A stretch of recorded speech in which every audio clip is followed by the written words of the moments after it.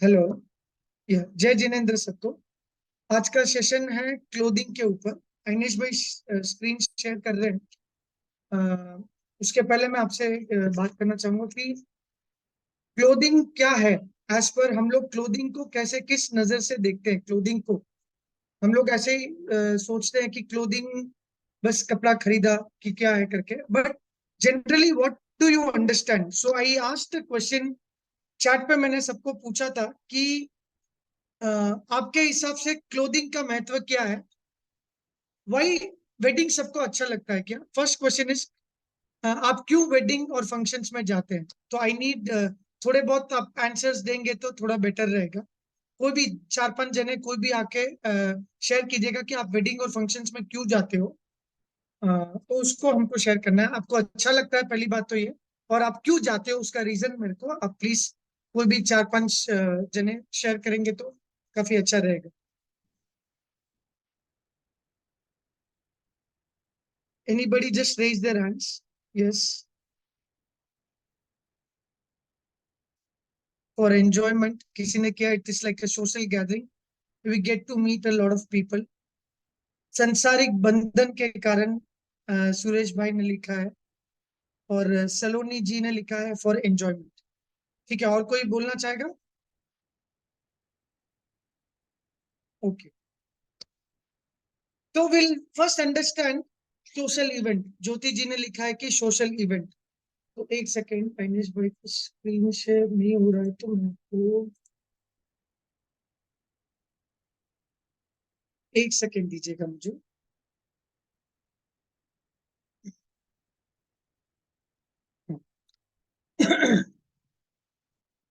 तो क्लोथिंग का मेन हम सब क्लोथिंग इसके लिए जाते हैं। ये आगे स्लाइड, वेरी गुड।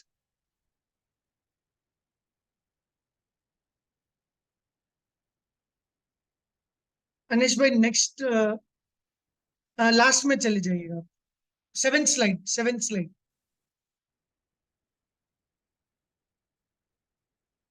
हाँ, बस बस यहीं पर, यहीं पर बस। तो क्लोथिंग हम सब कभी भी शादी ब्याह में जाते हैं, फंक्शंस में जाते हैं, तो एज पर जो हमारा जो थॉट प्रोसेस रहता है, हमको लगता है कि हम लोग कपड़ा खरीदने के लिए जाते हैं या वेडिंग के लिए जाते हैं। ऐसे मेन रीजन वेडिंग के लिए हम लोग जाते हैं क्योंकि हमें कनेक्शंस बनाना अच्छा लगता है, लोगों से बातचीत करना अच्छा लगता है, रिश्तेदारों से मिलना अच्छा लगता है।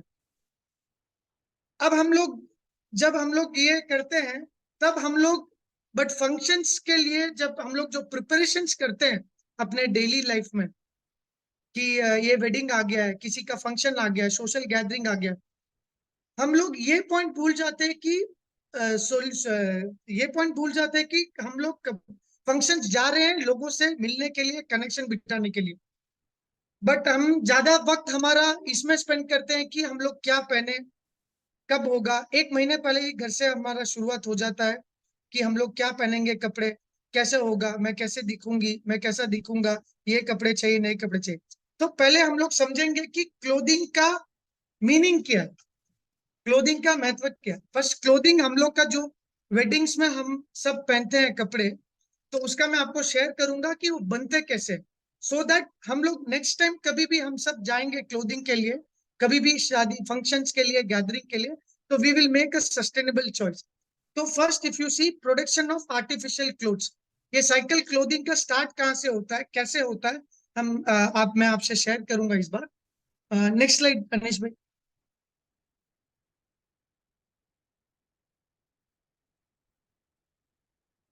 हाँ, ये है कंपोनेंट्स ऑफ फॉरेस्ट। एक जंगल जब रहता है, एक एक फॉरेस्ट का लाइफ सिस्टम क्या रहता है, ये आपको इमेज में दिख सकता है। फुल डेंस फॉरेस्ट है, ग्रीनरी है, सारे फॉर्म्स ऑफ लाइफ है, वन टू ह्यूमन बीइंग से लेके एनिमल लाइफ सब रहता है। नेक्स्ट स्लाइड अनिश भाई। This is the components of forest. अब फॉरेस्ट के अंदर इंडिजिनियस पीपल रहते हैं, diversified animal and plant life रहते हैं, न्यूट्रिएंट रिच सॉइल होता है, लाइफ सपोर्टिंग माइक्रोब्स रहते हैं, जो हम लोग निगोद जीव बोलते हैं उसको, लाइफ सपोर्टिंग माइक्रोब्स बोलते हैं उसको, निगोद जीव को। फिर हिस्ट्री ऑफ मैनकाइंड, एक जंगल को देख के हम बता सकते हैं कि ह्यूमन बीइंग की हिस्ट्री कहाँ तक है। जैसे आप रामायण को देखो तो रामायण में जंगल का पूरा उन्होंने डिस्क्रिप्शन दिया है कि ऐसे है ऐसे, राम जब जाते थे तब, ये पूरा हिस्ट्री दिया है। तो फ्रॉम फॉरेस्ट हम लोग समझ सकते हैं कि लाइफ कैसी इवॉल्व हुई है, हिस्ट्री में लाइफ कैसे इवॉल्व हुई है। तो these are the basic components है ये सारी चीजें जो जंगल में पाया जाता है, एक इंद्र से 5 इंद्र जीव तक, ये सब। नेक्स्ट, अब स्टार्टिंग स्टेज क्लोथिंग का ये आता है। पहले जो हरा भरा जंगल देखा था आपने, फर्स्ट स्टेज कोई भी, ज्यादातर आर्टिफिशियल क्लोथिंग बोलते हैं हम लोग उसको, टॉक्सिक क्लोथिंग। टॉक्सिक क्लोथिंग ये होता है जो नेचर ने प्रोवाइड नहीं किया है। टॉक्सिक क्लोथिंग का मतलब है जो क्लोथिंग अब हमारे शरीर के लिए, हमारे वातावरण के लिए नहीं है, उसको हम लोग बोलते हैं टॉक्सिक क्लोथिंग। तो first step of toxic clothing is, हरा भरा जंगल रहता है उसको पहले काटते हैं फुल। तो डिफोरेस्टेशन करके एक प्रोसेस रहता है। तो पहले उस जंगल को पूरा साफ करना पड़ता है उनको, हजारों एकड़ में। Every year, every year 15 lakh, 15 lakh hectare एकड़, 15 लाख हेक्टेयर एकड़ is close to India. India से भी ज्यादा बड़ा साइज है, उतना फॉरेस्ट कटीजता है एवरी ईयर। तो फर्स्ट स्टेप है डिफॉरेस्टेशन। मैं आपको हिस्ट्री बताऊंगा कि how does the clothing evolve, एक कपड़ा बनता कैसे है जो हम लोग वेडिंग्स में पहनते हैं, ब्लेजर सूट्स। तो इम्पैक्ट ऑफ डिफॉरेस्टेशन, जब ये जंगल कटता है तब एनिमल एक्सटिंक्ट होता है। वहां पर जो भी एनिमल लाइफ होती है, एक इंद्र से लेके सारे जो जीव जंतु की जो रहती है वो सारा नष्ट हो जाता है, क्योंकि उनका पूरा इकोसिस्टम हम लोग इरोड कर देते हैं। सेकेंड चीज, जो मट्टी रहती है, सॉइल इरोशन होता है। जो पेड़, जो बड़े बड़े जो वृक्ष होते हैं, पेड़ होते हैं, वही सॉइल को होल्ड करके रखते हैं, रेन वाटर सब कैप्चर करते हैं, वो भी सब खत्म हो जाता है जब पेड़ कटते हैं। तो फिर वाइल्ड लाइफ फायर, जब वाइल्ड लाइफ फायर, जब जंगल कट जाते हैं पूरा, तो वाइल्ड लाइफ फायर पे भी इफेक्ट पड़ता है उसको। इंक्रीज इन कार्बन एमिशन, तो जो जो हम लोग पोल्यूशन करते हैं उसको कैप्चर जो करता है वो ट्रीज कैप्चर करती है। एक्सेसिव जो भी हीट रहता है, एक्सेसिव जो भी हम लोग जो जलाते हैं लैंडफिल में, जो बलता है, वो सारा जो धुआं होता है, वो सारा जो गैसेस होता है, ट्री में एक ऐसी कैपेबिलिटी से कि वो कैप्चर करता है। थर्ड चेंज हो गया बैड, बैड लैंड्स। तो लैंड भी उसके कारण, जब जंगल कटता है तो पूरा धूप से एक्सपोज हो जाता है, लैंड भी होता है। अब नेक्स्ट स्टेप आता है ऑयल एक्सट्रैक्शन।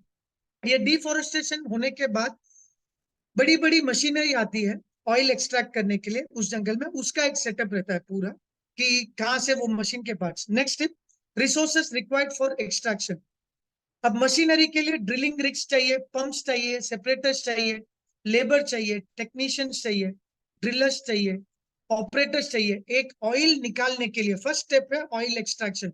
एक ऑयल निकालने के क्या क्या चीजें आवश्यकता है, जो जरूरी है, वो हमने आपको दिखा है। एनर्जी इतना सप्लाई होता है, एनर्जी इतना यूज होता है, पेट्रोल इतना यूज होता है, केसिंग, ट्यूबिंग, सीमेंट, इंफ्रास्ट्रक्चर पहले बिल्ड करना पड़ता है। ये सारी चीजें करने के लिए उनको एक परमानेंट स्ट्रक्चर क्रिएट करना पड़ता है। जहां पर जंगल का है वहां उनको परमानेंट स्ट्रक्चर क्रिएट करना पड़ता है ताकि ऑयल जमीन के अंदर से निकाल सके।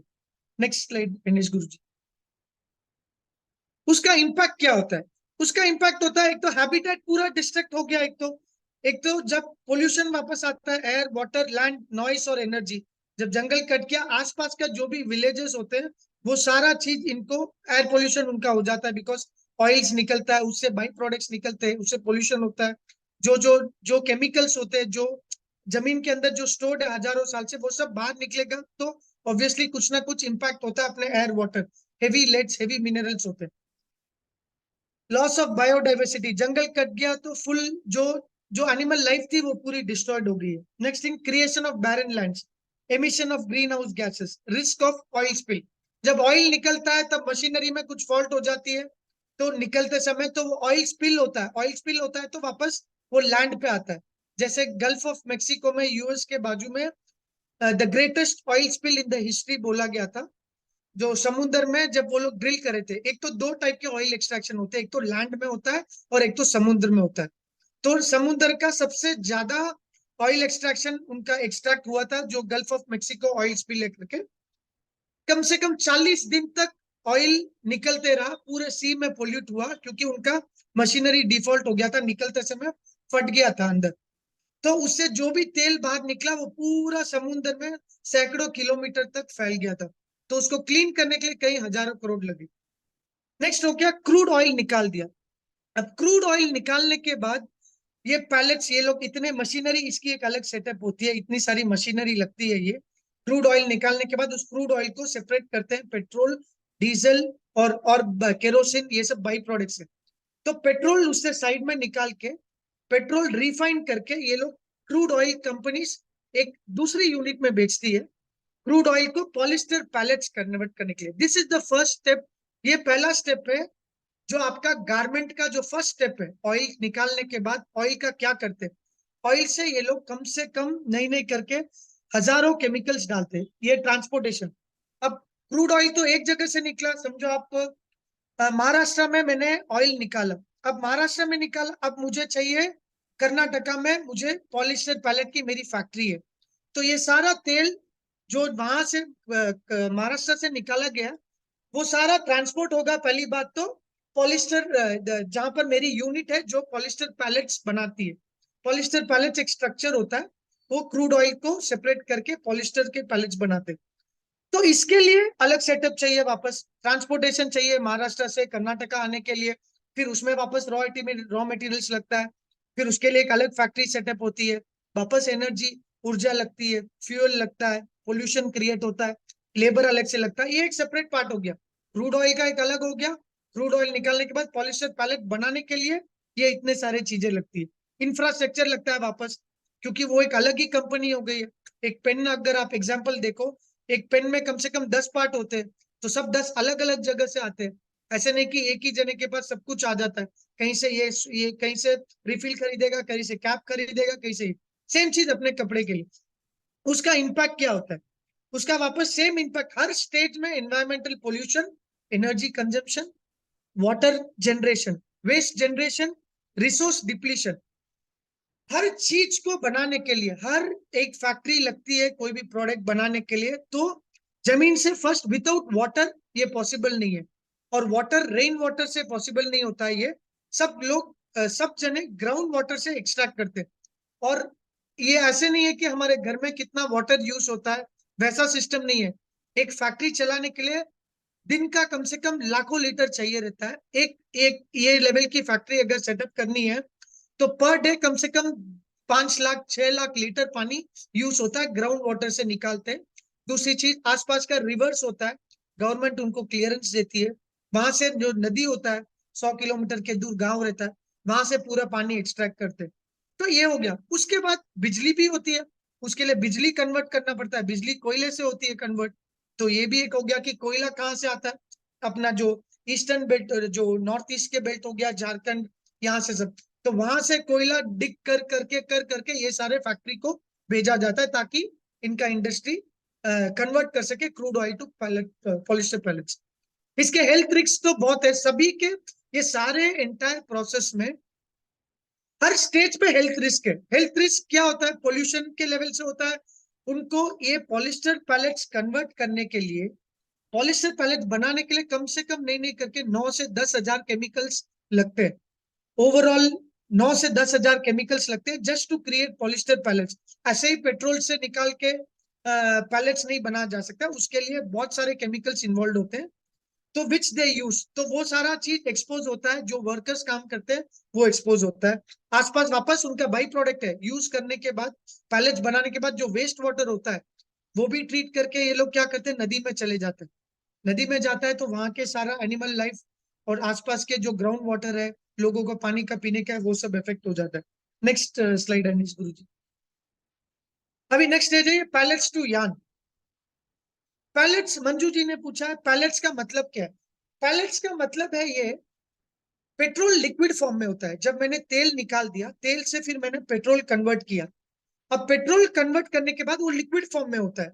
अब मैं उसके अंदर कम से कम नहीं नहीं करके बहुत सारे केमिकल्स डालता हूँ, बहुत सारे केमिकल्स डालता हूँ, तो वो थोड़ा सा हार्ड स्टेज में आ जाता है, सॉलिड स्टेज में आता है।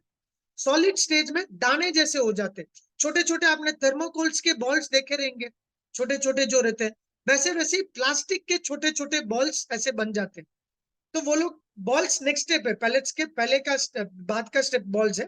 बट ये लोग बड़ा सा रेक्टेंगल के इसमें इतना केमिकल्स डाल के हार्ड हो जाता है वो मटेरियल, वो पेट्रोल सॉलिड फॉर्म में हो जाता है, सॉलिड फॉर्म में होके वो प्लास्टिक कैसे अपना डब्बे देखो ढक्कन देखो वैसा बन जाता है, उसको बोलते हैं पेलेट्स, पॉलीमर पेलेट्स करके बोलते हैं। तो ये प्रोसेस है। और अभी फिर पॉलिस्टर पैलेट्स बड़े बड़े इंडस्ट्री को जब बड़ा बड़ा रेक्टेंगल में बहुत बड़े बड़े बॉक्सेस जैसे कार्टन बॉक्सेस जैसे ऐसे आते हैं, वो लोग फिर क्या करते हैं, ये बड़े स्केल में हो गया, उसके बाद ये पॉलिस्टर पैलेट्स अभी समझो आप कर्नाटका में आया, जैसे मेरी फैक्ट्री समझो, ऑयल मैंने महाराष्ट्र से निकाला, फिर कर्नाटका में मैंने भेजा पेट्रोल, पॉलिस्टर पैलेट्स कर्नाटका में बना दिया। अब जनरली आप इंडिया में देखो, एग्जांपल देता हूँ, इंडिया में देखो सारी अपनी सूरत में बनती है, फैब्रिक्स बनते हैं जो पॉलिस्टर के फैब्रिक्स ज्यादातर इंडिया में बॉम्बे से बनते हैं, भिवंडी बॉम्बे उस साइड में। अब मैं वापस कर्नाटका से मैं भेजूंगा पॉलिस्टर पैलेट्स को, मैंने और एक एक प्रोसेस है, उसको पूरा ब्रेक करेंगे, उसको छोटे छोटे दाने में बना के फिर उसका धागा बनाएंगे, उसमें भी वापस 10 से 15 हजार केमिकल्स यूज होते हैं। 10 तो 15 हजार मैं कम बोल रहा हूँ, अगर ऐसे देखा जाए तो बहुत सारे केमिकल्स हैं, क्योंकि कॉस्मेटिक्स में ही 10 हजार केमिकल्स हो जाते हैं। जब पॉलिस्टर पैलेट से यान में जाने के लिए कम से कम 15-20 हजार तो मिनिमम है, इतने केमिकल फॉर्मुलेशन डालने पड़ते। ये ऐसे नहीं है कि हमारे घर में चाय बनाया तो चाय पत्ती डाल दी, दूध डाल दिया और शक्कर डाल दी तो चाय हो गई, ऐसे नहीं है ये प्रोसेस तो बहुत भारी मेल है। और ये जो प्रोसेस है, बेंजीन केमिकल, जो अगेन जो अपने वॉर में यूज होते हैं, न्यूक्लियर जो मटेरियल्स में यूज होते हैं, पेस्टिसाइड्स हो गए, जिसको दवाई खेती में दवाई डालते हैं जो मारने के लिए जो कीड़े मारने के लिए जो दवाई डालते हैं, वो सारे केमिकल्स इसके अंदर यूज होते हैं, सबके अंदर वही होते हैं। भले आप कॉस्मेटिक्स ले लो, कपड़ा ले लो, तो सबके अंदर केमिकल सेम है। किसी को C8 बोलते हैं, किसी को BPA बोलते हैं, ऐसे अलग अलग केमिकल्स के नाम है। तो जनरली ये केमिकल स्टैंडर्ड हो चुके हैं, ये सारे अपने डे टू डे प्रोडक्ट्स में आते हैं। तो क्लोथिंग में सबसे हाईएस्ट आता है। अब ये पॉलिस्टर पैलेट से उसका धागा बनता है, पॉलिस्टर का धागा बनता है। अब उसके लिए भी आप देखो वापस मशीनरी यूज होती है, ये इंडस्ट्री के लिए कि यान जो बनाते हैं वो इंडस्ट्री के लिए भी वापस उनको मशीनरी रिएक्टर्स लगता है, मशीनरी अलग लगती है, labours, raw materials, utility, energy, water, air, और लॉजिस्टिक्स, ट्रांसपोर्टेशन, स्टोरेज, ये सारी चीजें, और कैटलिस्ट, एडिक्टिव्स, केमिकल एडिक्टिव्स वगैरह सब है। अब आप नेक्स्ट स्लाइड है गुरु जी। पॉलिस्टर पैलेट्स टू यार्न, अब ये इसका भी सेम इंपैक्ट है। इसका होता है आपको environment pollution, resource depletion. Resource depletion मतलब हमारे पास जितना ग्राउंड में पानी है, जितना हमारे पास बिजली है, जितना पानी है, वो हम लोग रेगुलरली जितना ज्यादा निकालते रहेंगे जमीन से, पानी की ज्यादा मात्रा निकालते रहेंगे, एनर्जी की, बिजली का, कोयला का जो मिनरल्स है वो सब निकालते रहेंगे, पेट्रोल ज्यादा निकालेंगे, तो ये सारे चीजों को हम लोग बोलते हैं नेचुरल रिसोर्सेज। अब ये लिमिटेड फॉर्म में, ये ऐसे नहीं कि अनलिमिटेड सप्लाई है कि नहीं आता ही रहेगा आता ही रहेगा, ऐसा नहीं है ये दिस इज एक लिमिटेड है। और वो लिमिटेड भी कभी जमीन के नीचे 500 फीट होता है, फिर उसके बाद 500 से 1000 फीट होता है, 1000 से 2000 फीट, तो 1000 फीट के ऊपर तो खोदना ही नहीं चाहिए, ऐसे सब जगह लिखा हुआ है, शास्त्रों में लिखा है, साइंस भी बोला गया है कि साइंस भी बोलते हैं कि 800 स्क्वायर फीट के ऊपर रिसोर्स डिप्लीशन नहीं करना चाहिए, पानी नहीं निकालना चाहिए, क्योंकि वो अपने लिए पानी नहीं है। तो हर जगह से रिसोर्स एक्सट्रैक्शन होता है। जैसे मैंने कर्नाटका में पानी लिया मैंने, तो उसका इफेक्ट तमिलनाडु में पड़ेगा, बिकॉज आसपास के जो 200-300 किलोमीटर 500 किलोमीटर गांव है, वहां पर पानी की कमी आ जाएगी, तो वहां के प्रॉब्लम शुरू हो गए। तो इसका रिसोर्स डिप्लीशन ये वेस्ट जनरेशन होता है, क्योंकि हर स्टेज में बाई प्रोडक्ट निकलता है। आप by product in the sense, अभी आप 10 लीटर पानी यूज करते हैं, ये लोग एग्जाम्पल में 10 लीटर पानी यूज करते हैं उसको वॉश करने के लिए यान को, तो उसमें से कम 4 लीटर पानी वापस वेस्ट वाटर निकलता है। 6 लीटर कंज्यूम हो जाता है, 4 लीटर वेस्ट निकलेगा। अब उस वेस्ट के अंदर हमारे सारे केमिकल्स मौजूद है, उसको बोलते हैं हम लोग वेस्ट वाटर जनरेशन। तो ये वेस्ट वाटर वापस नया प्लांट रहता है, उसको ट्रीट करते हैं, बट पूरी तरह से कभी ट्रीट नहीं हो पाता। और ये बायोडिग्रेडेबल नहीं है, बायोडिग्रेडेबल मतलब ये मट्टी में मिल नहीं जाता। अभी नेक्स्ट स्टेप है, यान बन गया, अब धागा बन गया, धागे तक हम लोग आ गए। ऑयल से स्टार्ट किया, क्रूड ऑयल, पेट्रोल, पैलेट्स, फिर यान। अभी यान टू डाइंग में वापस डाइंग इंडस्ट्री करीबन 36% पोल्यूशन डाइंग इंडस्ट्री करती है। तो डाई स्टफ, डाइंग के लिए अलग से वापस, डाइंग के लिए वापस पेट्रोल के केमिकल्स चाहिए, क्योंकि डाई जो होता है, कलर जो हम लोग बोलते हैं, आज पूरी दुनिया, आज हम सब रंगे हुए। India is known for colourful life, colour, vibrant colours, ये सब वाइब्रेंट कलर्स पहले थे, ऐसे नहीं बोल रहा हूँ कि मैं नहीं थे, बट पहले नेचुरल वाइब्रेंट कलर्स थे। जो हमारे लाल कलर के फूल हो गया, मंदिरों में आप देखो, हमारे ट्रेडिशनल मंदिरों में, जैन मंदिरों में, फोर्ट्स में देखो आप, एकदम ब्राइट कलर्स होते थे, वो सारे वेजिटेबल कलर्स होते थे एक टाइम पे, क्योंकि उनको पहले टेक्नोलॉजी थी नहीं थी वो हिस्ट्री नहीं पता है, बट उनको पता था कि जमीन से ज्यादा नई चीज निकालना, पहले की हिस्ट्री इतनी इंटेलिजेंट थी, उनको पता था कि जमीन से हमको ज्यादा चीजें नहीं निकालना, जो ऊपर ऊपर भगवान ने दिया है प्लांट में, उसको हम लोग एक्सट्रैक्ट करके ये कर सकते थे, इतना सिंपल था। तो यान टू डाइंग में वापस वाटर डाइंग। अब डाइंग करते समय पानी, सबसे ज्यादा पानी यूज होता है डाइंग करने में, सबसे ज्यादा। पेट्रोल निकल गया, ठीक है, डाइंग का पहले पाउडर बनाने के लिए अलग प्रोसेस हो गया, वो भी सेम टू सेम प्रोसेस है जो मैंने आपको बोला। उसके बाद जब धागे से फैब्रिक बनता है, फैब्रिक का एक अलग पोल्यूशन होता है, फैब्रिक के बाद डाइंग होता है। डाइंग के लिए सबसे ज्यादा पानी यूज होता है। एक एग्जांपल देता हूं आपको, एक टी शर्ट या एक शर्ट जो हम लोग रोज के लाइफ में पहनते हैं, क्या मतलब जनरली मैं आपको बताऊं, एक टी शर्ट और एक शर्ट या एक कुर्ती आप पकड़ लो, कुर्ती 2 मीटर के थे, 2500 लीटर से 2700 लीटर पानी यूज होता है एक टी शर्ट। एक टी शर्ट, एक टी शर्ट बनाने के लिए, भले बच्चों का टी शर्ट बनाओ, अडल्ट का बनाओ, वुमेन का बनाओ, 2700 लीटर पानी यूज होता है। और पूरे साल पानी का कंजम्पशन 900 लीटर होता है अपने पीने का पानी, एज पर एवरेज देखा जाए, सिर्फ 900 लीटर हम लोग पूरे साल में पीते हैं, ऐसे जनरल एवरेज। पूरे साल में 900, दिन का 3 लीटर हुआ तो 900, 1000 लीटर होता है।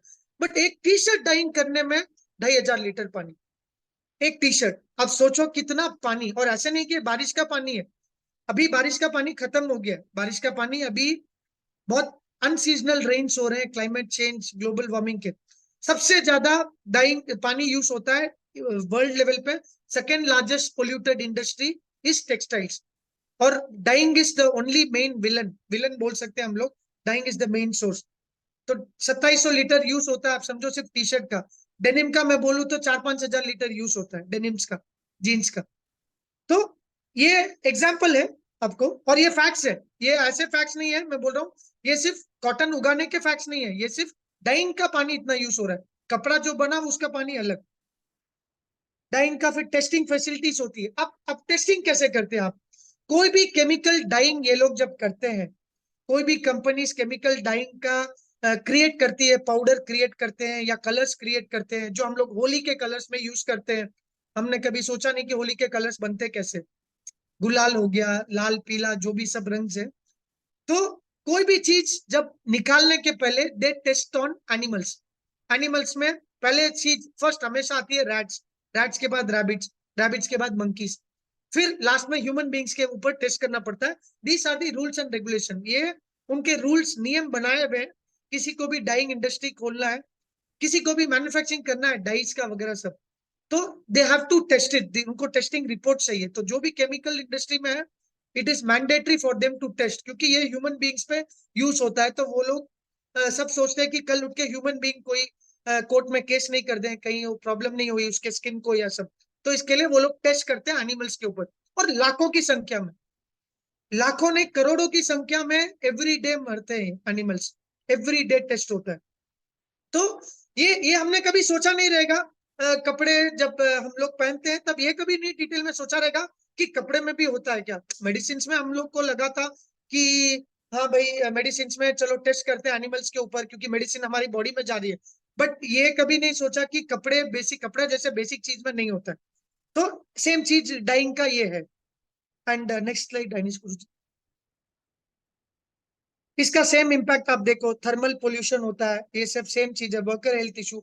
सबसे ज्यादा कैंसर कॉसिंग इंडस्ट्री है, अभी आपने देखा रहेगा, अभी पिछले 10 सालों में कैंसर के केसेस रैपिडली बढ़ रहे। किसी ने कभी भी गलत आदत नहीं है किसी की, कभी कुछ नहीं है, बहुत हेल्दी है, अच्छे खा रहे हैं, ये जा रहे हैं, फिर भी कैंसर हो रहा है। उसका मेन कारण as per world health association is basically chemicals used in the dyeing, used in the package food, ये केमिकल्स, और यूज्ड इन द कॉस्मेटिक्स, ये सारी चीजें। साउंड इज नॉट क्लियर, किसी ने कहा है। क्या नहीं, अभी मैं मेरी आवाज क्लियर है आप लोगों को? Am I audible? ओके। तो मेन चीज, यस, थैंक यू। मेन चीज केमिकल्स, एवरी 9 मिनट्स, ये बहुत शॉकिंग इंडस्ट्री है। India has become the world, somewhere diabetes is also linked to clothing, ये रिसर्च पेपर्स है।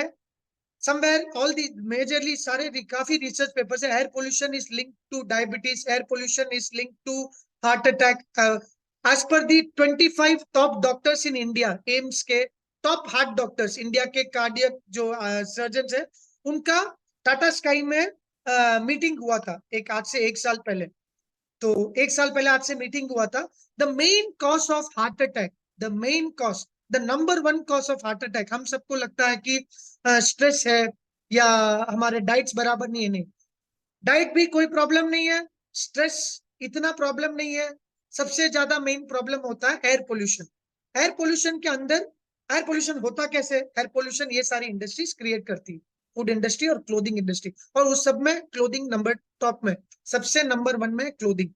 तो क्लोथिंग के इंडस्ट्रियल जब जब स्प्रेड होता है, जब, तो वो हमारे एयर में जाता है। जब एयर में जाता है, we breathe that air, we breathe that air. वो क्या करता है, सांस की नली के अंदर एक एक कुछ टेक्निकल टर्म है, आई डोंट नो, बट वो नली के अंदर जाके वो पार्टिकल स्टक हो जाता है। इसी के लिए हमारे हार्ट के चोक्स, हार्ट अंदर ब्लॉकेज उसी का कारण है। Not as per me, not as per the studies, this is the live interview of 25 doctors जो एम्स के, इंडिया के टॉप 25, उनके रिव्यू के हिसाब से, उनके इंटरव्यू के हिसाब से, this is the main problem.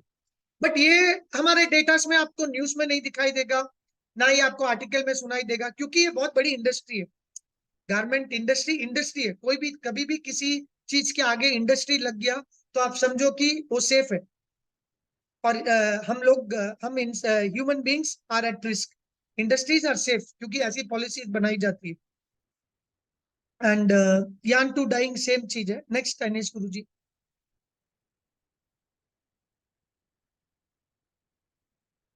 अब बन गया मेरा फैब्रिक, अब फैब्रिक बन गया, ये सारी चीजें अलग अलग जगह में, प्लीज आप इस पे गौर कीजिएगा।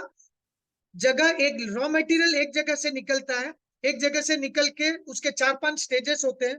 चार पांच स्टेजेस, 4-5, सॉरी, 4-5 स्टेजेस अलग अलग सिटीज में होते हैं, अलग अलग कंट्रीज में होते हैं। अपना हमारा सारा डाई, मेजर डाई के जो केमिकल्स होते हैं, सारा चीज हमारा इंपोर्ट होता है यूएस और चाइना से, इंडिया का सबसे ज्यादा चाइना से। तो आप समझो चाइना से ऐसे ही तथास्तु बोले तो, तथास्तु हम बोलते हैं, ऐसे नहीं कि ऐसे ही प्रकट हो जाता है, उसको शिप में भेजना पड़ता है, एयर में बेचते हैं, बहुत बड़ी इंडस्ट्री है ये।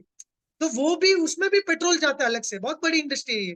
तो ऐसे नहीं कि एक जगह पे होता है, सब कुछ अलग अलग जगह से आ रहा है। तो डाइंग का जो अभी डिस्ट्रीब्यूशन, डाइंग के बाद कपड़ा तैयार हो गया, कलर हो गया, कलर होने के बाद अभी क्या आता है, स्टिचिंग। अब स्टिचिंग भी क्या होता है, अभी आप समझो,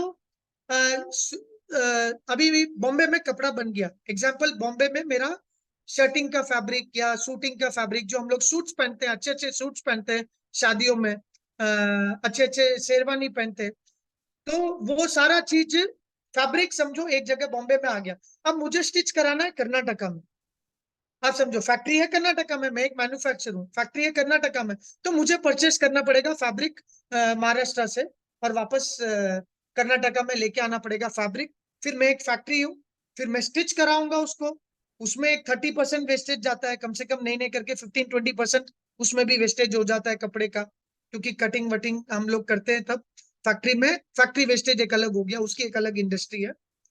उसके बाद स्टिच होके, अब स्टिच होके देखो आप, स्टिच होके कर्नाटका से वापस मेरा मेरा दिल्ली में माल जाएगा, मेरा जम्मू एंड कश्मीर में जाएगा, मेरा असम में जाएगा, तो मैं होलसेलर को दूंगा, उसको बोलते हैं डिस्ट्रीब्यूशन।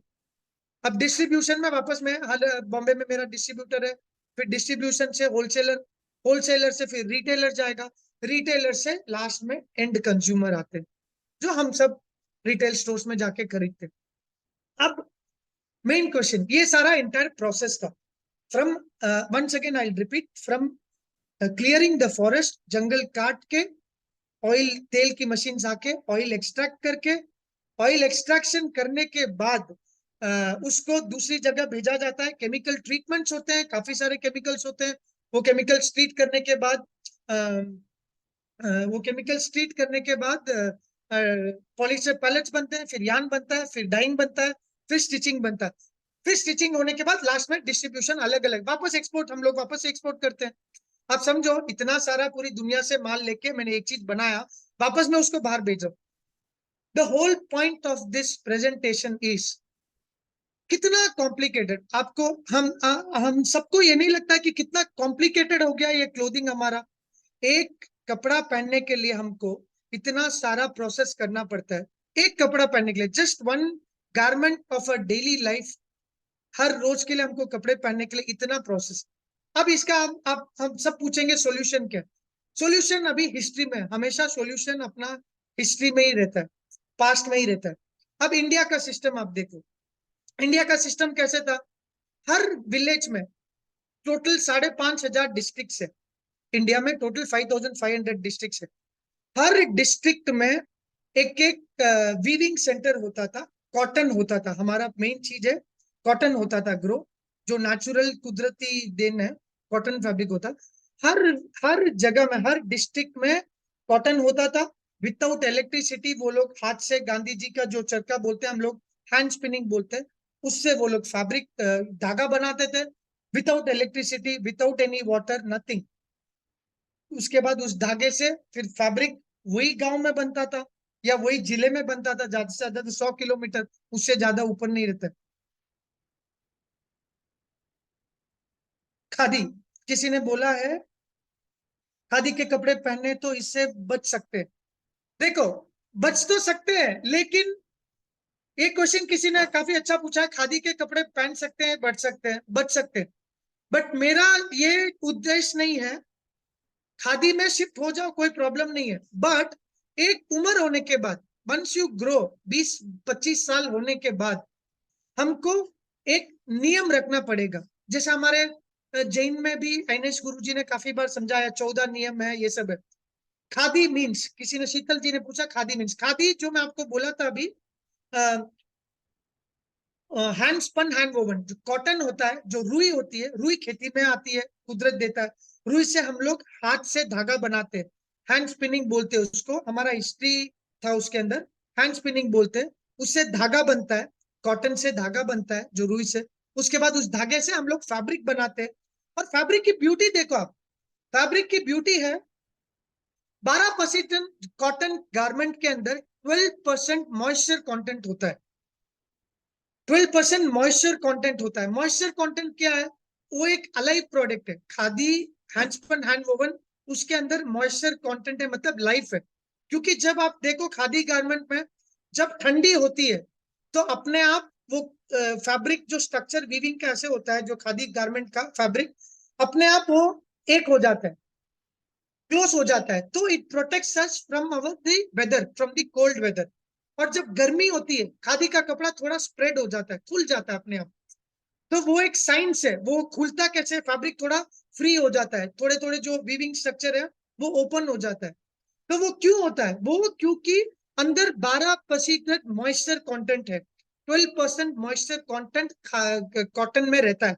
कॉटन के अंदर मॉइस्चर कंटेंट हो गया कि थोड़ी नमी रहती है, मॉइस्चर का मतलब नमी, और जहां नमी है वहां निगोद जीव है। नियम है कि जहां पर मॉइस्चर है वहां पर लाइफ है। तो वो लाइफ है, वो हम लोग बोल सकते हैं कि गुड बैक्टीरिया होता है, वो लाइफ ही ये काम कराती है कि वेदर के हिसाब से हमको कपड़ा देती है जी, जैसे प्रोटेक्ट करती है हमको। This is why clothing invent इसके लिए हुआ, ताकि हमारी बॉडी को हम लोग प्रोटेक्ट कर सके, हमारी बॉडी को ठंडी से बचा सके, और बैक्टीरिया वायरस से हम लोग थोड़ा बच सके। क्लोथिंग का उद्देश्य यही था जब इन्वेंशन किया था हिस्ट्री में। और ये हैंडस्पन हैंड वोवन नहीं कर सकता, खादी गारमेंट ही कर सकते हैं, क्योंकि क्योंकि हाँ, और उसके अंदर हवा भी पास होती है। आप समझो शरीर के अंदर जो पसीना निकलता है, हिंसा, मंजू जी ने पूछा है तो हिंसा होती है? नहीं, इसमें हिंसा नहीं होती है, क्योंकि 7 लाख जो जीव है, जो वायु जीव है, उसमें नेचुरली हम लोग कुछ नहीं कर रहे कि जो कि हम लोग ऐसे नहीं कर रहे। हिंसा किससे होती है मैं आपको बताता हूँ। खादी गारमेंट में इतना हिंसा नहीं है। देखो, हिंसा तो आजकल सब सांस लेते हैं हम लोग, तभी भी हिंसा होती है। तो हम लोग वो नहीं बोल सकते कि हिंसा होती कि नहीं होती है। यस, थोड़ा थोड़ा मात्रा में हिंसा सब में होती है, बट सस्टेनेबिलिटी का ब्यूटी यही है, और जैन धर्म का भी ब्यूटी यही है, कि हम लोग को सबसे नीचे स्थल में जो सबसे लीस्ट डैमेजिंग है, जो लीस्ट खतरा वाला है, जो लीस्ट नुकसान नहीं करता, वो चीज हमको चॉइस करनी चाहिए। ये तो आपको फैब्रिक का मैं बताता हूं। मैं पॉलिस्टर फैब्रिक का, अभी कपड़ा तो आपने एक ले लिया, एक गारमेंट ले लिया, अपने घर के लिए टी शर्ट ले लिया। अब यहाँ नहीं रुकता है जीव हत्या, हिंसा यहाँ नहीं रुकती है। आपने हिंसा की बात की, इसलिए मैं हिंसा में थोड़ा जाना चाहूंगा। हिंसा यहाँ नहीं रुकती है। अभी इतना प्रोसेस तो हो गया कि इतने सारा इम्पैक्ट होके हम लोग एक गारमेंट लेते हैं, पॉलिस्टर गारमेंट लेते हैं, आर्टिफिशियल गारमेंट, रेयन हो गया, हम लोग इतना लेते हैं। उसका क्या प्रभाव होता है? एवरी टाइम वी वॉश, हर बार हम लोग कपड़ा धोते हैं घर में, उसके लिए हम लोग सर्फ एक्सेल यूज करते हैं। Surf Excel again same petrol से बनता है, सर्फ एक्सेल का पूरा। और सर्फ एक्सेल जाता कहाँ है? पानी में घुल जाता है, सर्फ एक्सेल हो गया, मशीन में अपना लिक्विड घुल जाता है। आखिर में वो लिक्विड जाता कहाँ है? वॉशिंग मशीन का पानी आखिर में जाता किधर है? आखिर में जाता है नदियों में, आखिर में जाता है ओशन लेक में। हर बार हम लोग कपड़ा धोते हैं, एक टी शर्ट या एक शर्ट या एक कुर्ती आप धोते हो, हर हर बार 2000 माइक्रो प्लास्टिक्स एनवायरमेंट में रिलीज होते हैं। माइक्रो प्लास्टिक्स क्या है? माइक्रो प्लास्टिक्स क्या है?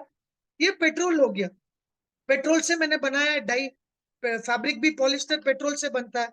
तो उस पेट्रोल को मैं वापस पानी में डालता हूं, तो वो लिक्विड फॉर्म हो जाता है। जो सॉलिड फॉर्म में था, वो छोटे छोटे टुकड़े लिक्विड फॉर्म में हो जाते हैं। वो लिक्विड फॉर्म में हमको आंखों से भी नहीं दिखता है, इतना जो माइक्रो इतना छोटा रहता है वो पॉलिस्टर, इतने छोटे मात्रा में रहता है। कलर हो गया, वो पूरा पेट्रोल से ही बनता है। हर वॉश में 2000 micro plastics is release into the water waste, इतना अपने समुद्र में जाता है। अब उसका मैं आपको बताता हूँ, आप सिर्फ कभी भी गूगल करके देखना, मेरीन लाइफ या समुद्री जीवों के अंदर प्लास्टिक्स, समुद्री जीवों के अंदर जो भी आप इमेजेस देखोगे, बहुत ही हिंसाकारक इमेजेस है। उनका पूरा सिस्टम, एंडोक्राइन सिस्टम, उनका इम्यून सिस्टम खराब कर देता है ये microplastics. Every second lakhs and lakhs of animals are getting killed. क्यों? सिर्फ एक क्लोथिंग की वजह से। And this clothing is the second largest polluter in the whole world. सबसे ज्यादा 36% of the natural resources clothing use करता है। और एक इसकी क्वालिटी है पॉलिस्टर की, ये इनफ्लेमेबल है। अब पॉलिस्टर पेट्रोल है, आखिर में तो पूरा पेट्रोल पहना है आपने, पूरा तेल से बना है। एक भी चीज ऐसे नहीं, केमिकल तेल से बना है, कपड़ा तेल से बना है, कलर तेल से बना है। आप उसको सिर्फ एक बार छोटा सा टुकड़ा लेके आप घर में माचिस से एक बार थोड़ा आग लगा के देखिएगा कि कैसे जलता है। और कॉटन आप देखो कैसे जलता है। तो जल के जाता किधर है? छू मंतर तो नहीं होता है। मैंने एक रुमाल जलाया पॉलिस्टर का, वो जल के जाता किधर है? हवा में जाता है। अब हवा के अंदर आप समझो 7 लाख जीव हम लोग बोलते हैं, तो आप समझो कितना जीव मरते रहेंगे उससे। वो छोड़ो, अब जीव एक वो बहुत इंपॉर्टेंट फैक्टर है हमारे जैन के हिसाब से, कितने जीव मरते रहेंगे उसमें। उसके अलावा वो चीज अपन ब्रीथ कर रहे हैं, कहीं डिसअपियर नहीं होगा। जो 1000 फीट के नीचे से, जो 5-5, 3-3 हजार फीट से हम लोग निकालते हैं, उसको हम लोग हिंदी में हिंदू हिंदू के धर्म में ये बोला गया पाताल लोक। पाताल लोक नाम क्यों दिया है? क्योंकि वो हेल है। हेल क्यों है? क्योंकि वो रिसोर्सेस इतने हैं, वो हमारे लिए नहीं है, वो हेल के भगवान के लिए। जो हेल है, हेल मीन्स अपने इतना ब्यूटीफुली डिस्क्राइब किया है कि these are not for human beings, हमारे ह्यूमन बींग्स के लिए नहीं है वो रिसोर्सेस कि हम लोग निकालते रहे। अब समझो जो कोयला अपना से आता है, जो इलेक्ट्रिसिटी, जो 67% इलेक्ट्रिसिटी, जो ये सारी इंडस्ट्रीज को रन करने के लिए पूरे इंडिया में 67% electricity is by coal industry, coal से आती है, कोयले से आती है। तो वो कोयला आप देखो, कभी भी आप सिर्फ सर्च मार के देखो, कभी भी आर्टिकल देखो आप, कोयला के जहां पर कोयला होता है, समझो आप चेन्नई में कोयला की खेती, कोयला की खान होती है। अब चेन्नई के आसपास लोगों की क्या हालत है, आप कभी भी उनसे पूछिएगा, कोई आर्टिकल्स पढ़िएगा कि क्या इफेक्ट होता है उनको पानी में भी। तो सबसे ज्यादा हिंसा तो एक बार में ही नहीं रुकती है, एवरी टाइम 1900 2000 माइक्रोप्लास्टिक्स रिलीज होते रहेंगे। पूरे पानी के जीव, सारे निगोद जीव, एल्गे फॉर्म होते हैं, नए जीव पैदा होते हैं। हर मिनट नहीं, हर सेकंड, हमने जितनी बार बात किया उतनी बार तो कम से कम लाखों जीव की बलि चढ़ गई रहेगी। This is because of simple thing, clothing. तो मैं ये नहीं कहता हूं कि आप एक एज होने के बाद, आफ्टर 25 होने के बाद, ज्यादातर हम लोग अगर अपने आप को फिट रखते हैं तो हमारी बॉडी का साइज बढ़ता नहीं है, साइजिंग बढ़ती नहीं है। तो कर क्या सकते हैं हम लोग? शीतल जी ने कहा माइक्रोप्लास्टिक मीन्स क्या है? Microplastic is basically plastic. Plastic को छोटे टुकड़े कर दो, आप उसको बोलते हैं माइक्रोप्लास्टिक। प्लास्टिक्स का छोटे छोटे टुकड़े जो जो दिखे ही नहीं, मतलब एक चींटी से भी छोटे छोटे कीड़े दिखते ही नहीं है, जो माइक्रोस्कोप से देखना पड़ता है, उसको बोलते हैं माइक्रोप्लास्टिक्स। तो वो स्प्रेड होता है तो सैकड़ों में स्प्रेड होता है। तो ये है माइक्रोप्लास्टिक। तो हम ये कहना चाहेंगे आप सबसे कि क्लोथिंग, कपड़ा लेने के पहले हमने कभी सोचा है? शादी हुई है, आप समझो हमारे रिलेटिव्स में शादी हुई है। शादी होती है तो हम लोग क्या करते हैं? पहले फर्स्ट चीज, आप महिला को देख लो, आप सब लेडीज को देखो, आप जेंट्स को देखो, आप सूट पहनना है हमको, वेस्ट पहनना है, साड़ीज पहननी है। और क्यों हम लोग ये चीज नहीं करते? खादी का या कॉटन साड़ीज क्यों नहीं पहनते? और एक बार साड़ी खरीद ली, 10 साड़ी 15 साड़ी शादी का साल में एक बार पहनते, साल में एक बार पहनते हैं। क्यों चेंज नहीं कर सकते हम लोग ये हैबिट? क्यों एक्सचेंज नहीं कर सकते? जैसे आपके मदर की साड़ी आप पहन लो, कभी आपकी सिस्टर से एक्सचेंज कर लो। ये सारे नए कॉन्सेप्ट हमको लेके आना पड़ेगा हमारे जैन सोसाइटी में, क्योंकि सबसे ज्यादा नॉन वायलेंट हम लोग है, सबसे ज्यादा नॉन वायलेंट हम है। तो हम क्यों ये कॉन्सेप्ट नहीं लेके आ सकते? और खरीदना ही क्यों है? पहली बात, अब खरीद, एक एक वेस्ट पहन लिया, आप वापस पहन लो। मेन चीज आप देखो, फर्स्ट क्वेश्चन मैंने आपसे सबसे पूछा था कि गैदरिंग में क्यों जाते हैं? आप सब में से किसी ने ये नहीं बोला है कि हम लोग कपड़े पहनने के लिए हमको शौक है उसके लिए जाते हैं।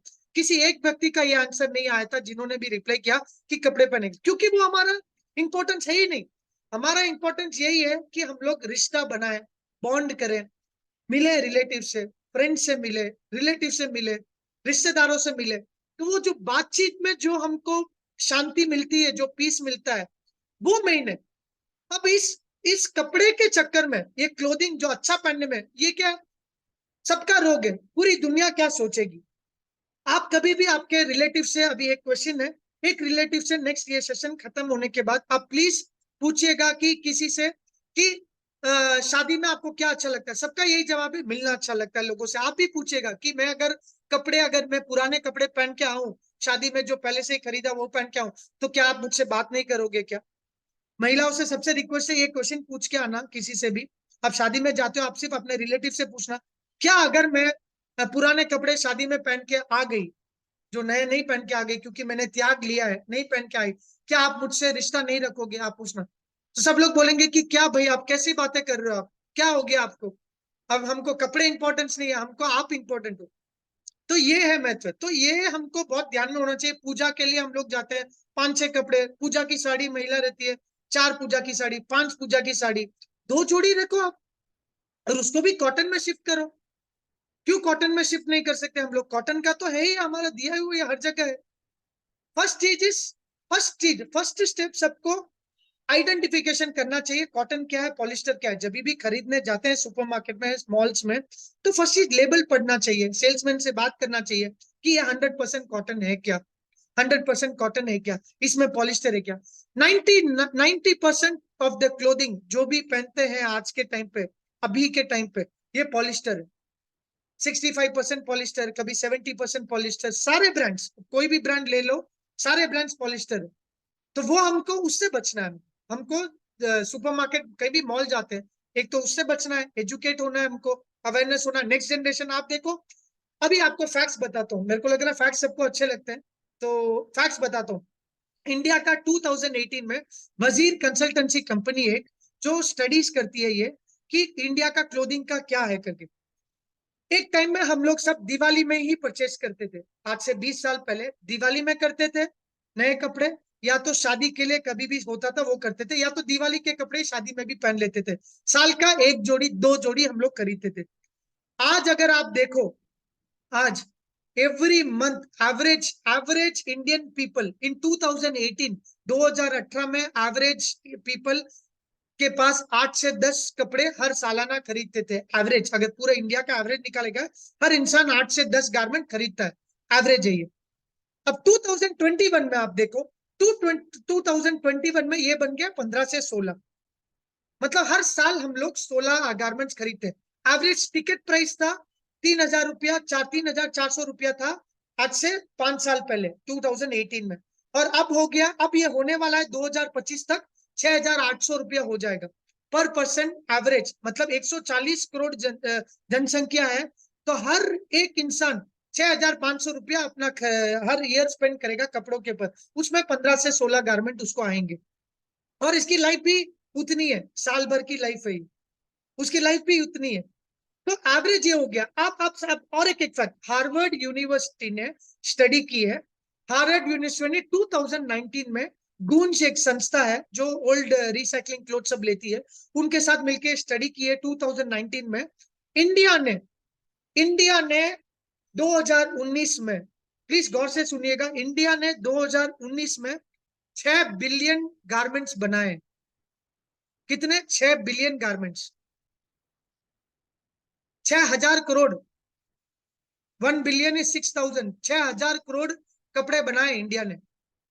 अब इंडिया ने इतना कंज्यूम नहीं किया है, बट पूरे वर्ल्ड के लिए हम लोग बना रहे हैं।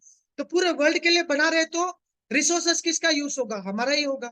पानी हमारा जाएगा, जीव हत्या हमारी होगी, जानवरों की जीव हत्या हमारी होगी, पानी हमारा हो जाएगा, इलेक्ट्रिसिटी हमारी जाएगी। तो पूरा इंडिया का 2019 में इतना बनाया है, 2019। अब तो और बढ़ गया रहेगा, 2023 चल रहा है। 2019 में 6 बिलियन गारमेंट्स। वर्ल्ड की पॉपुलेशन 8 बिलियन है, वर्ल्ड की पॉपुलेशन 800 करोड़ है। 600 करोड़ कपड़े बनाए इंडिया में, नॉट 6,600 करोड़।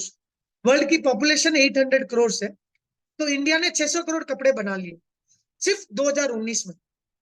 अब ये समझो। अब रही बात और एक एक गारमेंट की, ये फैक्ट्स है। तो हमारे साइकोलॉजी को थोड़ा चेंज करने की जरूरत है।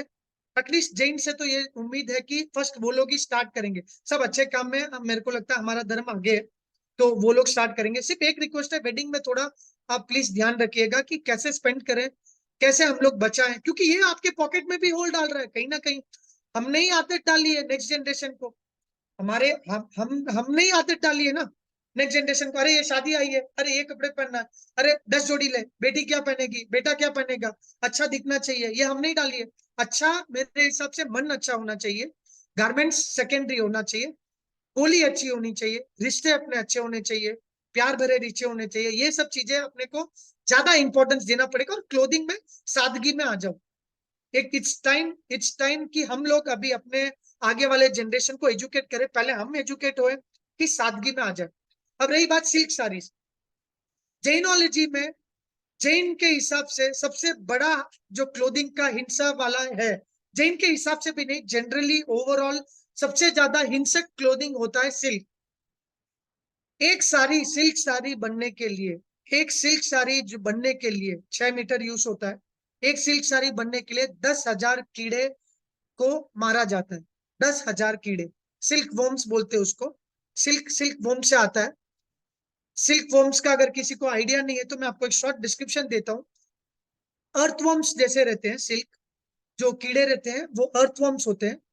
अर्थवॉर्म्स एक मलबरी लीव्स करके होता है, उनका खाना वो होता है। तो उनकी मलबरी लीव्स फार्मर खेती करता है और उन कीड़ों को पैदा करता है लाखों की करोड़ों की संख्या में, क्योंकि डिमांड इतना है हमारा। तो करोड़ों की संख्या में सिल्क को पैदा करते हैं, कि सिल्क वर्म्स को पैदा करते हैं। वो लोग क्या करते हैं, पहले उनको खिलाएंगे। क्या खिलाते हैं? Mulberry leaves. मलबरी लीव्स की इतनी खेती होती है, उनको खिलाएंगे। तो 1-2 महीना खिलाते हैं उनको, जब सीजन में आता है 2 महीने के बाद वो अच्छे थोड़े से हेल्दी हो जाते हैं वो कीड़े। हेल्दी होके वो गर्भ में चले जाते हैं, मतलब वो अपने आप को, अपने मुंह से एक सलाइवा निकलता है, उनके मुंह से एक थूक निकलता है, सलाइवा निकलता है। वो सलाइवा है धागा, वो सलाइवा है धागा। वो धागे को वो क्या करते हैं, वर्म हो गया, अंदर चला गया, अंदर अपने आप को लपेट लेता है। वो अर्थवर्म जो सिल्क वर्म होता है वो अपने आप को लपेट लेता है, पूरा पूरा लपेट के। क्यों लपेटता है? तो उसका दूसरा पुनर्जन्म बोल सकता है, उसका नेक्स्ट लाइफ क्या बन के आता है, वो बटरफ्लाई बन के आता है। नेक्स्ट लाइफ अर्थवर्म से बटरफ्लाई बनती है, तितली बनती है। तो वो लोग अपने आप को, उनका एक नेचुरल प्रोसेस है, जैसे हमारे स्त्री के बर्थिंग होता है, जैसे एक ह्यूमन बेबी कैसे बॉर्न होता है, 9 महीने तक कैसे अंदर पलता है, फिर आके बाहर एक ह्यूमन फॉर्म उसको मिलता है, हार्ट फॉर्म होते हैं, वैसे वैसे उनके पंख फॉर्म होते हैं, सिल्क वर्म्स के। अब क्या है सबसे शॉकिंग क्या है, अब उसको जगा तो नहीं सकते, वो तो रैप हो चुका है, पूरे धागे से उसने कवर कर लिया है, तो एक कोन जैसे धागा जैसे हो गया है वो। अब उनको क्या करते हैं वो लोग, बहुत बड़े बड़े बॉइलिंग वाटर में, बड़े बड़े बॉइलिंग वाटर रेडी करते हैं, हजारों डिग्री के सेल्सियस में पानी उबलता पानी के अंदर, उस कीड़ों को, लाखों की कीड़ों के संख्या में, उनको ऐसे लेते हैं और गरम गरम पानी में अंदर डालते हैं नींद में। क्यों नींद में डालते हैं, तो उनको ऐसे ही डालते, जगा के नहीं डालते कि उनको धागा तोड़ दिया। क्यों नींद में डालते हैं, तो अगर वो कुकुन कुकुन फॉर्म हो जाता है, जब वो लोग रोल करते हैं धागे के, मतलब एक कुकुन फॉर्म हो जाता है, एक शेल फॉर्म हो जाता है। अब वो शेल ब्रेक हो गया, वो शेल ब्रेक हो गया तो धागा टूट जाएगा सिल्क का। अब समझो, वो सिल्क ब्रेक हो गया तो धागा टूट जाएगा, धागा टूट गया तो उनको सिल्क का यान नहीं मिलेगा, टूटा हुआ यान मिलेगा, टूटा हुआ यान की कोई वैल्यू नहीं है। तो इसके लिए उनको नींद में, कोकून को ऐसे का ऐसे नींद में, जब वो लोग दूसरी जिंदगी की तैयारी करते हैं तितली की, उनको नींद में उबालते हुए पानी के अंदर डालते हैं। अब कितना डालते हैं, एक साड़ी हम लोग पहनते हैं, महिला एक साड़ी पहनती है, 10,000 कीड़ों की जब बलि चढ़ती है, 10,000 किलो की जब जीव हत्या होती है, तब जाके एक सिल्क साड़ी बनती है। अब इसको मैं इस नजरिए से देखता हूँ, मेरे लिए वो खून की साड़ी हो गई है। बहुत भारी शब्द है ये, but it's like a blood sari. जैसे ब्लड डायमंड करके एक मूवी थी, अफ्रीका के लोगों को इतना सता के स्लेवरी बना के किया है, ये तो नींद में मारा है, एक गर्भवती को तो नींद में मारा है, नींद में मार के। और इसका इफेक्ट क्या होता है एनवायरमेंट में, आपको बताता हूँ। अगर वो बटरफ्लाई नहीं बनेगी तो पॉलिनेशन नहीं होगा, खेती में इफेक्ट आएगा। खेती में मतलब फ्रूट ही नहीं आएंगे, अपने वेजिटेबल्स नहीं आएंगे, फ्रूट नहीं आएंगे, उसका पूरा चेन, एक इकोसिस्टम हम लोग खत्म कर रहे हैं। तो ये लाखों की संख्या में रोज का रोज हो रहा है। और सबसे ज्यादा हमारे जैन में बहुत जने हैं सिल्क के बिजनेस में, तो उन सबसे एक रिक्वेस्ट करूंगा कि प्लीज धीरे धीरे कॉटन की साड़ियों में आए, जो कुदरती कपड़ा है कॉटन की साड़ी में आए, और ऐसे जीव संख्या से आप बचे, क्योंकि बहुत महंगा है, 6,000 7,000 की साड़ी है। अब एक मैंने आर्टिकल लिखा था इसके ऊपर, सिल्क साड़ी आपने खरीद ली, इतना जीव हत्या होने के बाद सिल्क साड़ी खरीद ली, सिल्क साड़ी खरीदने के बाद उसका मेंटेनेंस देखो आप, मेंटेनेंस पे बार बार आपको खर्चा करना पड़ेगा, हर बार एक बार धोते आप करते, उसको भी पेट्रोल वॉश देते हैं, रोल पॉलिश, फिर ये जब जो आप लॉन्ड्री में देते हो, ड्राई क्लीनिंग में देते हो, शादी के बाद पहनने के बाद, तो वो ड्राई क्लीनिंग में देते हो तो आप रोल पॉलिश करते हैं। रोल पॉलिश है क्या, रोल पॉलिश है पेट्रोल वॉश, पेट्रोल से वॉश करते हैं उसको, तो वापस वही चीज हो गया, वापस वो पेट्रोल अलग से, उसका भी डिमांड। तो हर चीज का डिमांड बढ़ते रहेगा, हमारी आदतें जब तक चेंज नहीं होगी, हर चीज का डिमांड हम लोग बढ़ाते रहेंगे, तो ऑब्वियसली बात है कि और एक्सट्रैक्ट करेंगे वो कुदरत से, और एक्सट्रैक्ट करेंगे तो और जंगल कटेंगे। मैंने आपको लास्ट के सेशन में भी बोला था कि 65% जंगल कट चुके हैं सिर्फ 50 साल में। 1950 साल में, 1970 से पहले 95% फॉरेस्ट एरिया था। कॉटन कैसे बनता है, कॉटन कॉटन एक, जैसे हमारा फ्रूट है टमाटर है, जैसे हमारा टमाटर है, जैसा हमारा भिंडी है, जैसे हमारे वेजिटेबल्स है, वैसे कॉटन बनता है। तो इंडिया के लिए कॉटन को छोड़ के और कोई फैब्रिक नहीं है। अब और एक एक इंपॉर्टेंट है, आपको सब कंफ्यूज होगा कि क्या है, आर्टिफिशियल क्लोथिंग बोलता हूं मैं, जो भी एक पेट्रोल से बनता है उसको मैंने टर्म दिया है आर्टिफिशियल क्लोथिंग या टॉक्सिक क्लोथिंग, हानिकार क्लोथिंग। तो उसके क्या क्या टाइप्स है, एक तो आपका पॉलिस्टर हो गया, एक आपका नाइलॉन हो गया, एक आपका स्पैंडेक्स हो गया, जो इलास्टिक के कपड़े हैं, जो जिम जाते हैं, हम लोग जिम जाते हैं जो जर्सी पहनते हैं, वो 100% पॉलिस्टर। और एवरी टाइम यू स्वेट, जब तक हम लोग पसीना जब तक निकलते रहेगा, ये पेट्रोल जो सॉलिड फॉर्म में था वो लिक्विड फॉर्म में अपने स्किन के अंदर आएगा। पसीना कहाँ से आता है, हमारे स्किन के पोर्स के अंदर से आता है, जो आउटर लेयर है।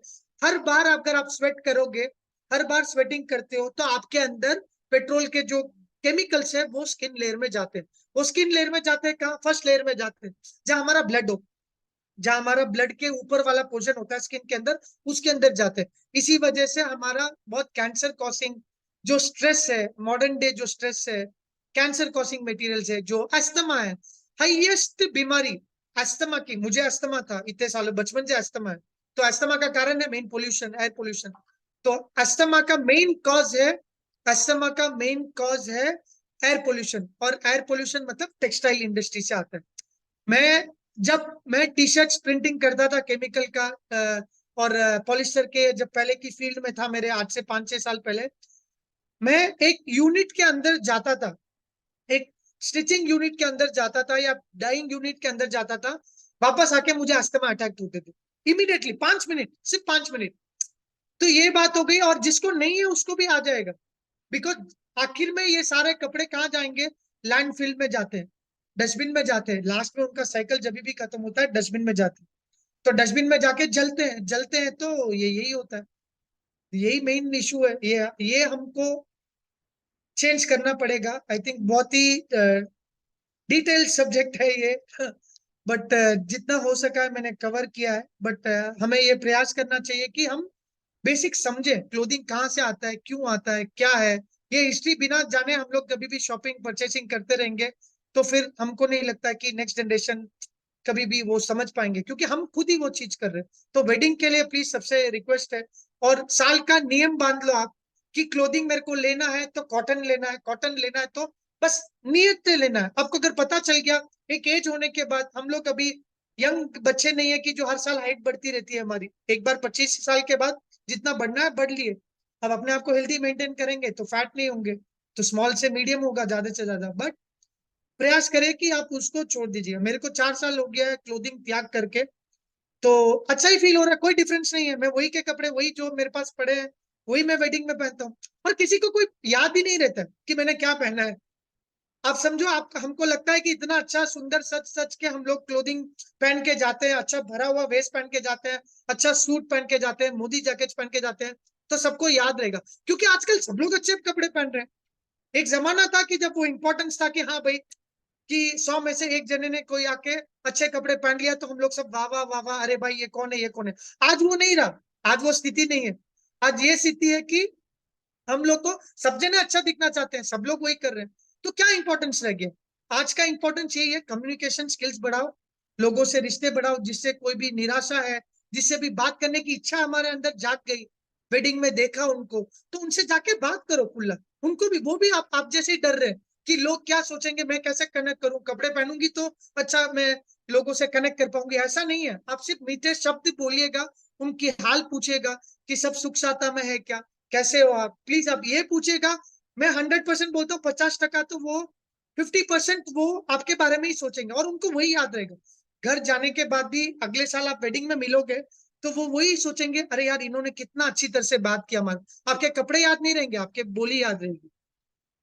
तो ये है। और मैं आपको शेयर करूंगा कुछ कुछ स्लाइड्स क्लोथिंग के बारे में, उसके जो भी है, जो किसी को कंफ्यूजन है कभी भी, तो I will share you the slides. और रिक्वेस्ट है, प्लीज प्लीज आगे आइएगा। 3-4 क्वेश्चन तो बनता है, 2-3 क्वेश्चंस तो आप प्लीज रेज करिए, ताकि मुझे भी पता चले कि मैं कहाँ गलत जा रहा हूँ। किसी को डिफिकल्टी हो रही है समझने में कि कहाँ जा रही है, क्या है, कोई भी इश्यू मेरे को समझ में नहीं आता है, प्लीज कम फॉरवर्ड। और ये आपके कम्युनिकेशन स्किल्स बढ़ेंगे, आपको शादी में इंप्लीमेंट कर सकते हो। प्लीज आस्क क्वेश्चंस, किसी को भी अगर क्वेश्चंस पूछने की अगर इच्छा जागृत हुई हो, please come forward and ask any doubts from this session. सिर्फ 2 मिनट, उसके बाद हम लोग ये सेशन समाप्त करते हैं। माफी चाहूंगा, टाइम थोड़ा ज्यादा हो गया है इसके लिए। Anybody wants to come, please raise your hand.